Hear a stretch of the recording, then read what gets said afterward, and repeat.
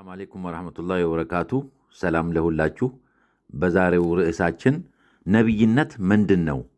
ነቢያትስ እነማን ናቸው? በሚል ርዕስ እናቀርባለን። ነቢያትና መልእክተኞች መልእክቱን ለባሮቹ ማለትም ፍጡራን እንዲያደርሱ ያመነና በጎ የሠራ በዚህች ዓለም በሰማይ ተገቢው ምንዳ እንደሚያገኝ እንዲያበስሩ፣ የካደ ክፉ የሠራ የሚጠብቀውን ቅጣት በማስገንዘብ እንዲያስጠነቅቁ አላህ ስብሓነ ወተዓላ ከሰው ዘር መካከል የመረጣቸው ሰዎች ናቸው። አላህ በቁርአን እንዲህ ይላል፣ መልእክተኞችንም አብሳሪና አስፈራሪ አድርገን እንጂ አንልክም፣ ያመኑና በጎን የሠሩ ሰዎችም በእነሱ ላይ ፍርሃት የለባቸውም፣ እነሱም አያዝኑም። አልአንዓም ቁጥር 48። እነዚህ ነቢያትና መልእክተኞች በአእምሮና በስሜት ሕዋሳት አማካይነት ዕውቀትን ወይም ትምህርትን ከአላህ ይቀበላሉ። ይህ ዕውቀትን የመቀበል ሁኔታ በተለያየ መልክ የሚከናወን ሲሆን ከዚህ ውስጥ በልቦና በማስገንዘብ፣ በሰው ተመስለው በሚመጡ መላእክት አማካይነት፣ በቀጥታ በመስማት፣ በሕልም ወይም እውነተኛ አማካይነትና ከነቢዮች በስተቀር ሌላ ሰው በማይደርስባቸው ልዩ ልዩ መንገዶች ነው። የዚህ አይነቱ ልዩ የትምህርት አቀባበል ስልት ወሕይ ተብሎ ይጠራል በእስልምና። ማለትም ራእይ። በነቢይና በመልእክተኛ መካከል ያለው ልዩነት። ነቢይነት በግለሰብ ላይ ብቻ የተወሰነ ሲሆን ግለሰቡም ነቢይ ተብሎ ይጠራል። እንዲሁም የሰዎችን ባህሪና አቋም በተሃድሶ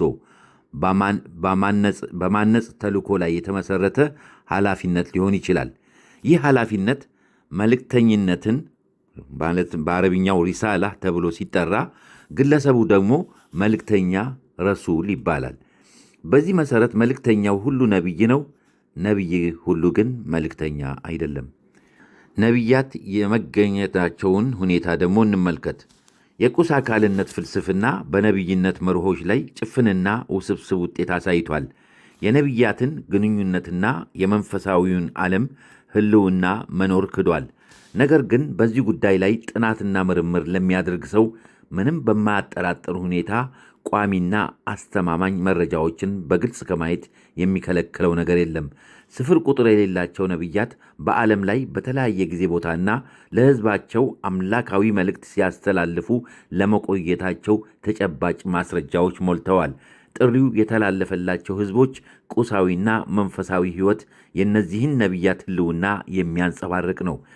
በእነዚህ ነቢያት አማካኝነት ለሕዝቦች የተላለፈው ዳዕዋ ማለትም የሃይማኖት ጥሪ በቅርንጫፎቻቸው ልዩ ልዩ መልክ ቢኖረውም በይዘት አንድ ነው። ይኸውም አንደኛ በዓለማት ፈጣሪና ጌታ መኖር ማመን፣ ሁለተኛ ከዚህ ምድራዊ ሕይወት በኋላ ሌላ ሰማያዊ ሕይወት መኖሩንና የሰው ልጅ በምድራዊ ሕይወቱ ለሠራው ሥራ ዋጋውን እንደሚቀበልበት ማመን ነው።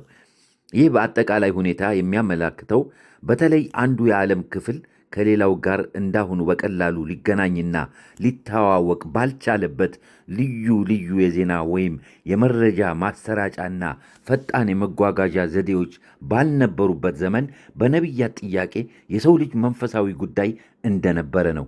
ከጥንት ዘመን ጀምሮ እስካሁን ድረስ ያሉትና በመቶ ሚሊዮን የሚቆጠር የዓለም ሕዝብ የሚከተላቸው ልዩ ልዩ ሃይማኖቶች የሚያረጋግጡት የነቢይነትን መኖር ወይም ሕልውና ነው።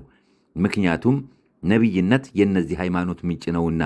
ያለ ነቢይነት ሃይማኖት የለም። የነቢይነት መለያ ባህርያት። ነቢይነት አላህ ሱብሓነሁ ወተዓላ ከባሮቹ መካከል ለፈለገው ሰው የሚቸረው ልግስና ነው። በአእምሮ ብቃት፣ በሥራው በሥርዓተ አምልኮ ጠዋ ብዛት የሚገኝ አይደለም፣ ወይም ደግሞ ከዘር ሐረግ በውርስ አይገኝም። ይልቁንም አላህ ከፍጥረቱ መካከል መርጦ ለተወሰኑት የሚሰጠው ደረጃ ነው። እሱ ያለለት ሰው እንጂ ሌላው የሚደርስበት ደረጃ አይደለም። አላህ ስብሓነሁ ወተዓላ በቁርአኑ እንዲህ ይላል፣ አላህ ከመላእክት መልእክተኛ አድርጎ ይመርጣል፣ ከሰውም ይመርጣል። አላህ ሰሚና ተመልካችም ነው። አልሐጅ ቁጥር 75። በሌላ አንቀጽም እንዲህ ይለናል ጌታ አምላካችን አላህ አደምን፣ ኑህንም፣ የኢብራሂምንም ቤተሰብ የአልኢምራን ኢያቄምንም ቤተሰብ በዓለማት ላይ መረጠ። አልኢምራን ቁጥር 33። ነቢዮች የሚያስተላልፉት የዳዕዋ መልእክት ወይም በዚህ ረገድ የሚያከናውኑት ተግባር ከአንጎላቸው ችሎታ ወይም ህብረተሰባቸው ከሚገኝበት የሕይወት እንቅስቃሴ ካገኙት ግንዛቤ፣ በስሜት ከመረዳት ረቂቅ ችሎታቸው የመነጨ አይደለም። ምንም እንኳ የበሰለ አእምሮ፣ የተሟላ ብቃትና ንቃት የተጎናጸፉ ቢሆንም ፍጹም በማይገታ የጋለ ስሜት ለበጎ ተግባር እንዲሰሩ የሚያደርጋቸው ይህ ከላይ የተጠቀሰው ባህሪ ብቻ ሳይሆን የተግባራቸው ዋና ምንጭ ወሕይና ማለትም ራእይ መልእክት ነው። በዚህ ምክንያት ነቢያት መሪዎች፣ በጎ ተግባር ሰሪዎች ወይም ልዩ የአእምሮ ችሎታ ያላቸው ግለሰቦች የሚል ስያሜና ግምት ሊሰጣቸው አይገባም።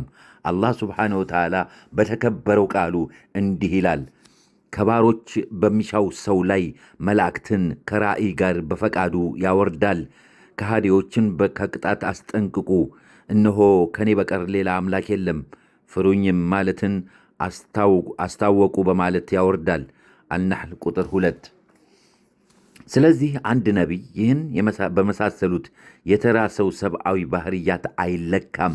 መለኮታዊ መልእክቱንም የሚያስተላልፈው ህብረተሰቡ ላለበት ሁኔታ ወይም በዘልማድ ለያዘው የአኗኗር ስርዓት በሚስማማ ሁኔታ አይደለም። አላህ ስብሓንሁ ወተዓላ መልእክተኛው ሙሐመድ ሰለላሁ ዐለይሂ ወሰለም ለሕዝባቸው የሚከተለውን እንዲነግሩ አዘዛቸው። እኔ ከራሴ በኩል ልለውጠው አይገባኝም፣ ወደ እኔ የሚወርደውን እንጂ አልከተልም። ዩኑስ ቁጥር 15።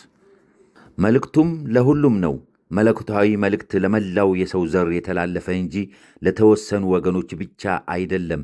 ምክንያቱም አላህ ስብሓንሁ ወተዓላ የዓለማት እንጂ የተወሰኑ ሕዝቦች ጌታ ብቻ አይደለምና። አላህ በቁርአን እንዲህ ብሏል፣ በሕዝቡም ሁሉ ውስጥ አላህን ተገዙ፣ ጣዖትንም ራቁ በማለት መልእክተኛን በእርግጥ ልከናል።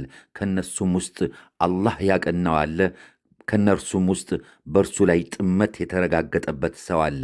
አልናሕል ቁጥር 36። ይህ እንግዲህ የእስራኤል ዝርያዎች የያዙትን አቋም የሚቃረን አምላካዊ ቃል ነው።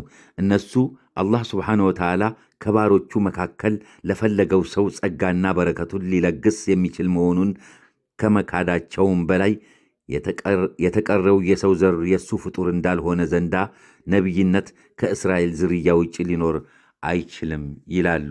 ይህ ግን ስህተት ነው። እንግዲህ በሚቀጥለው የነቢያት ተግባር ምን እንደሆነ በዝርዝር እናያለን። እስከዛው ሼር አድርጉት። ወሰላሙ አለይኩም ወራህመቱላሂ ወበረካቱ።